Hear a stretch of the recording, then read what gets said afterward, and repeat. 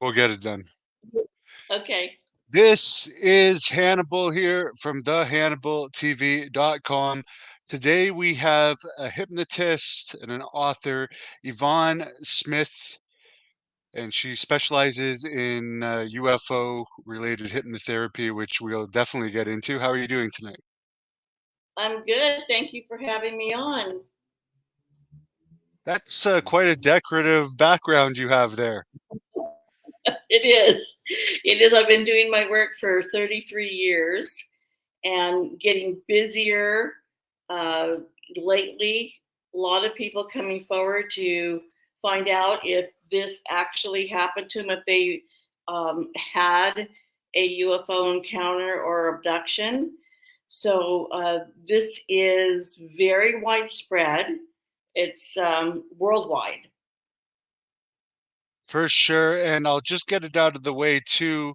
You're going to be at Contact in the Desert, which is coming up very shortly. I wish I could Very make it short. down this year, but people could actually meet you there. What are you going to be doing at Contact in the Desert this year? Oh gosh, I'm going to be doing a lecture.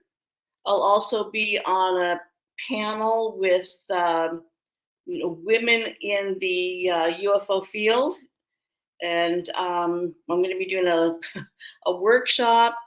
I'll be presenting symptoms of abduction. Am I an abductee? And I'm going to show possibly the list of symptoms that may show someone that they have been abducted. And my intensive workshop on Monday, I will be presenting live hypnotherapy sessions, regression sessions with actual people who have been abducted throughout their lives and are in my support group, Zero. And your most recent book is called Chosen. What does this one Mhm. have to do with? I guess it's about people that think they may have been abducted but aren't sure whether it was an Well, abduction or this something else. one, this one is in my book. Thank you for putting that up. I have about, I think about 8 cases, 8 or 9 actual cases. I've included the transcripts of each hypnotherapy session. I did not edit the transcripts. I was wanting to show people what actually happens in um, in a regression session. And then the second half, I've written about what people have been feeling lately, which I've termed the urgency. Many people feel that something's going to happen soon. In the last couple, maybe 2 or 3 years, they feel that it's ratcheting up, that it's whatever it is coming very soon now. Because I started hearing this back in 2011, and I wanted to put it in the book to see how many people out there that are reading the book feel the same way. And I come across people all the time that are feeling this.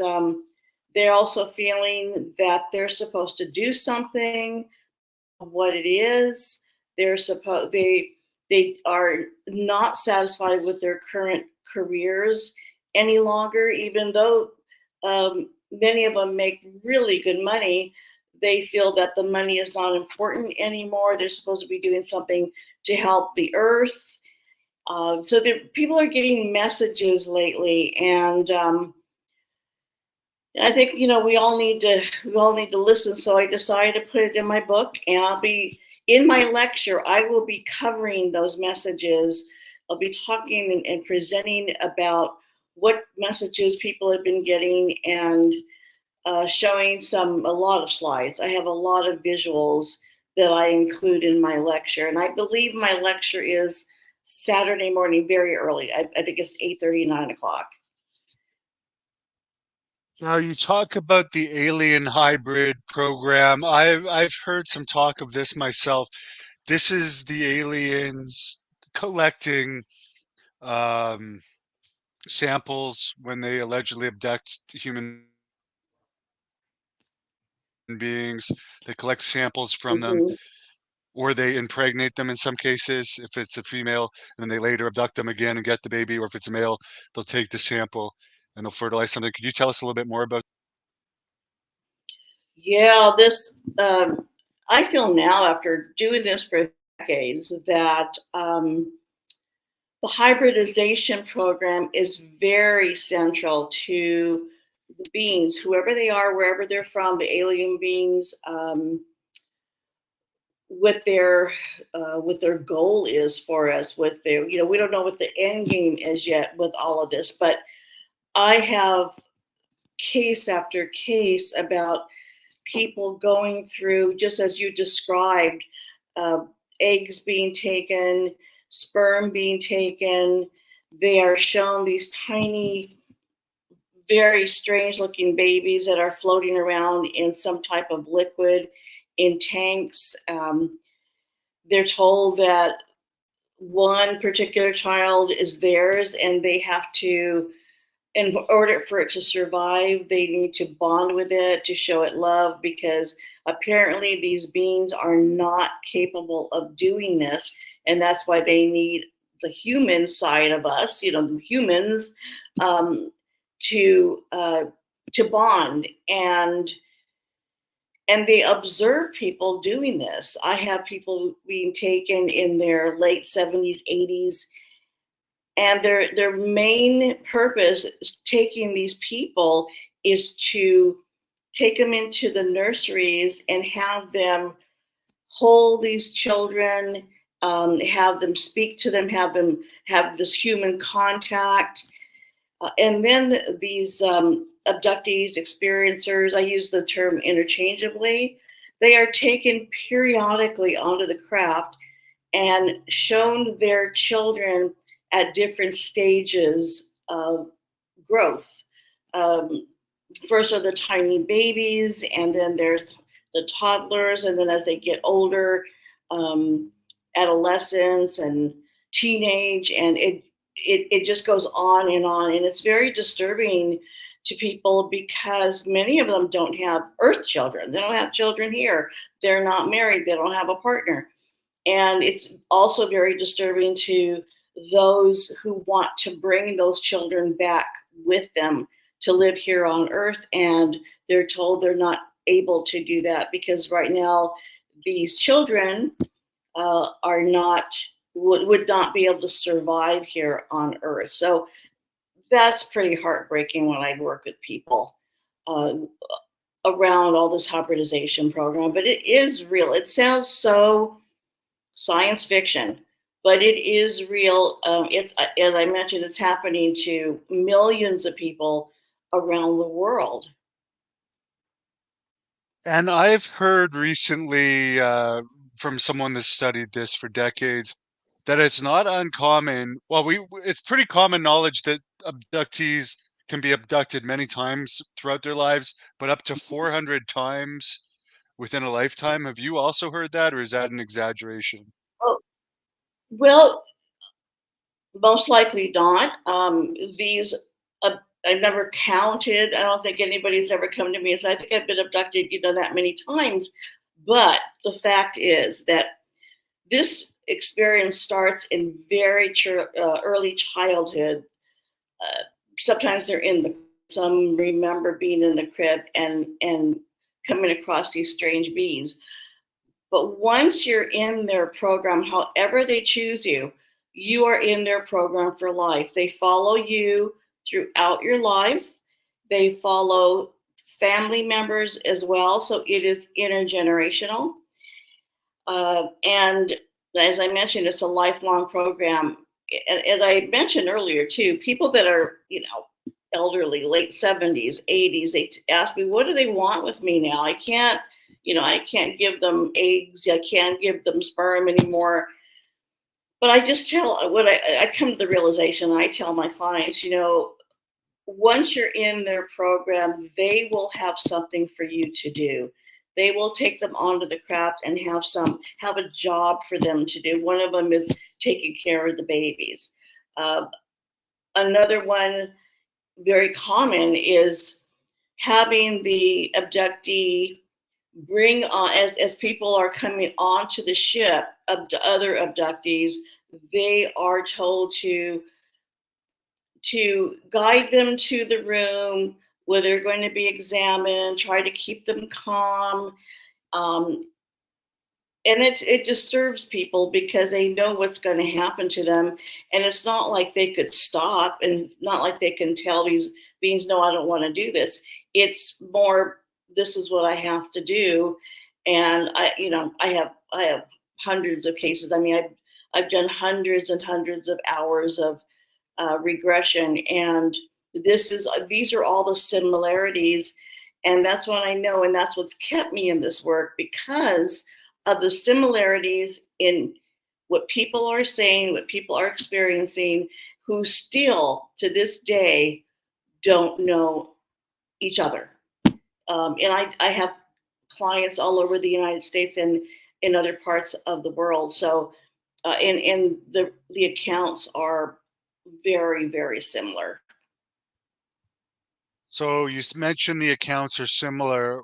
What could someone expect if they're abducted? Could they be abducted later in life, or would it mostly start when you're young for this first You time, know, first of all? it's typically it's this experience starts in early childhood, but every once in a while the abduction starts later on in life. But I don't come across that too often, but it can happen. So it could really happen at any time to anyone. They do not discriminate in any way. And um, and now that we have more about this subject out in the public eye, with the Navy pilots coming out with a Tic Tac video, and the all the news agencies covered it, MSNBC, CNN, that was huge, really huge. We didn't think we'd ever see that in our lifetime. So I feel it's making it a little bit easier for people to start coming forward and wondering, well, gee, maybe that wasn't a ghost in my room when I was a child. Maybe it was something else. So this is why those of us who are working in this field are very, very busy lately. And I'm training therapists, traditional therapists who want to do this work. I've already taught, I've been teaching classes since 2021, just taught my last one in April, and I do have another one lined up in September, because the need is out there for qualified hypnotherapists. And, I'm getting up there, so I'm not going to be able to do this forever. I'll do it until I can't do it anymore. But I love this work. But my urgency was that I have to get people trained, and and have trained therapists throughout the United States and other parts of the world. This does seem like a silly question from Christopher here, but it is a good question. Would having dogs in your room, big dogs, make a difference in whether you're abducted or not, or are they able to neutralize them somehow? The poor animals, I tell them to leave the animals alone. They will, they will switch off the animal. Where there's this. I had a client had this big, German Shepherd, and always barked at everything, and they couldn't figure out, oh my God, what happened. He wasn't barking. They will put them to sleep or switch them off, or they will abduct the animals with the person. um, I had a case where this one young lady saw her horse on board with her. Others, their pets, their cats, their dogs. So no, unfortunately, having a nice big watchdog can protect you from another human who's not so nice. But when it comes to these beings, they're able to bypass all these guard dogs. And but I worry about the animals because I don't know what's happening, and I always tell them to leave them alone. So Yeah, Christopher, I'm sorry, but I have not found that that's effective. I've heard other people say that have allegedly had contact with aliens, that one of the things they find unusual about Earth people is that we interact with things like animals differently than they do, where they'll just basically kill everything because it could potentially hurt them. Do you think there's any truth to that, or do they have pets and stuff as well? Oh, you mean the aliens will just kill animals? Is that what people were saying? Well, like, on their planet, I've heard Oh, alleged people that have had, c contact and interaction with them, that apparently one of the things they find strange here is that we have pets, whereas to them, they don't. They look at other beings as, like, enemies on their own oh, planet supposedly, and they just basically wipe them out, and they're vegetarian, or oh, they have other things to feed on, so they don't look at animals as and stuff like that as yeah. food. Have you heard anything about that type of thing? You know, I've never been asked that before, but all of my cases, I have never had anyone describe an animal on the ship or wherever they are with these beings. I've never had them. No, not at all. And I've never been asked that question. So that's very interesting. I know that, and I know you probably have heard cases of, of cattle mutilations, which it bothers me because, I love animals and it hurts me to see them hurt. So they're taking whatever they need from these cattle, and doing whatever they're doing with them, like they do with our material, creating this hybrid race.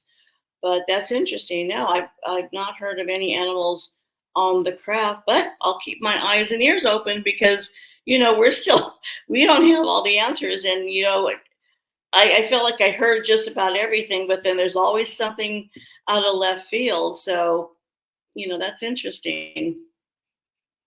This person is wondering if they use the human clones as pets. What do you think they're using these human hybrids as? What's the purpose of Oh, this? that's another $1 million question. Um, 20 years ago, I couldn't have said this, but people now, and I feel I can say this, that there's some of them. Some of these perfected hybrids are already walking among us. Some people feel that they have come across them. You can't tell if you just walk right by them, but when you stop and engage in conversation with them, it's like they could look through you. They look right into your eyes, as like they could see through your soul. There's just something very different about them. So you know, if they're walking among us now, I mean, maybe that's what the beings want, is to walk among us, interact with us, live side by side with us. Uh, I've heard over the years that maybe because their planet, wherever they're from, is dying, and of course these beings can't reproduce, and so they're creating these hybrids, half us, half alien.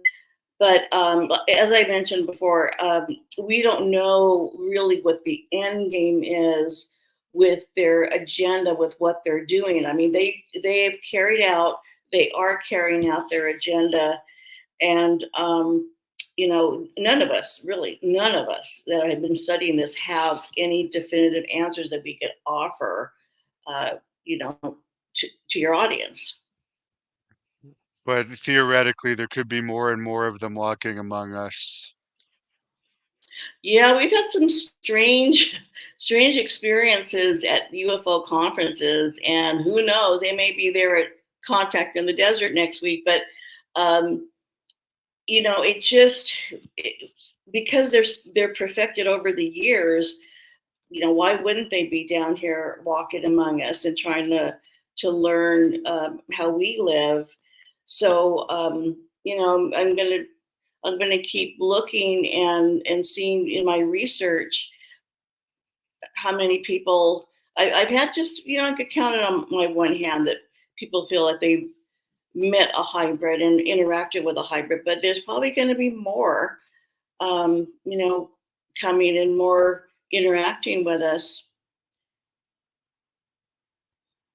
You would think they would be interested in these UFO conventions if to see what we think about them and just Absolutely. get a feel, yeah, whether it's a joke or whether to really find out what we do know, since there's so many experts, for instance, coming to contact in the desert. But I'll just get you to answer a few quick questions. You can answer these quick. Someone's asked this a few times. Have you ever been on Coast to Coast with George Norrie? Yeah, several times. And I just did a show on Coast to Coast with George Knapp, who I've known for many years, both of them many years. So, yes. And there's another person you can answer this quick too. They want to know, can hypnotherapy really help you quit smoking and things like that? I don't know if you also do that, but I did when I after I graduated and I was working at the clinic before I start specializing in my crazy work. I did that, smoking and weight and so forth. The thing is that if you want to lose weight or you want to stop smoking, you have to want to do it for yourself.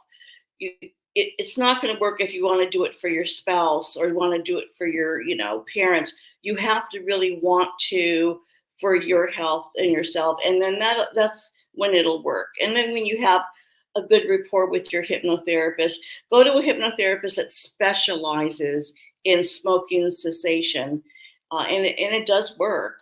It really does. So that you go into the subconscious mind, which is much much stronger than the conscious. So, yeah, hypnotherapy is great uh, for many things that you want to change. and last question, because I know you got to go here. Someone wants to know thoughts on Bob Lazar. He thinks this man may work for the government, spreading disinformation. I'm not sure about that. I'm not very familiar, but Yeah. what do you think? Bob Lazar has been around a long time. When he first came out talking about what he was doing at Area 51 in the early 90s, I always felt that he was the real thing, that he was telling the truth. Um, because coming out and talking about working in Area 51 and all those places where they were, I guess, storing craft and they were trying to duplicate the technology. He risked his life doing that, and I know he was threatened. So no, I do not think he is one of those that works for the government and spreading this information. Over the years, as long as I've been in this, there's plenty of people who've done that, but I don't think Bob Lazar is one of them. And as far as your book Chosen, which we've already put up once, where can people buy this? You can find it on Amazon. It's also hardback and paperback and Kindle. And I will have copies of my book and my book Coronado about a mass abduction. If your audience will be going to Contact in the Desert, I will have a book table there. Well, I know for sure some of them are. Do you want to talk a little bit about your other book? Coronado, the Secret Service. Let's see if I can remember the title. The Secret Service, alien abduction, and the president. In 1994, there was a mass abduction of a dozen people while we were having a UFO conference, and I started putting all this together years ago. It took me a lot of years to do all the hypnosis, to transcribe the transcripts. I did it myself, and finally, I published the book in 2013. You could also get it on. There you go. Thank you. Also get Coronado on Amazon, but that's a mass abduction, which does happen. So maybe next time, Hannibal, I could talk about that on your show. Yes, for sure, 100%. And I appreciated that you joined us. Looking forward to probably reading that book, and I hope to maybe see you at a future Contact in the Desert. I found out about it too late this year to be able to Oh, afford going, but hope to go next year. I'll let you close this off with whatever you want to tell the fans to shut things. Just if somebody tells you that this happened to them, just try to be open and try to believe them, because this is real. The phenomenon is real. Think about if a family member came to you and said, this has been happening to me. And if it's happening to you, if you feel you can contact me. I'll send you some information. There is help out there. And I have a support group that I host on Zoom, and I also host in person. And my support group, Zero, has been around for 32 years. So thank you, Hannibal, very much for having me. And I'll say goodnight to the audience.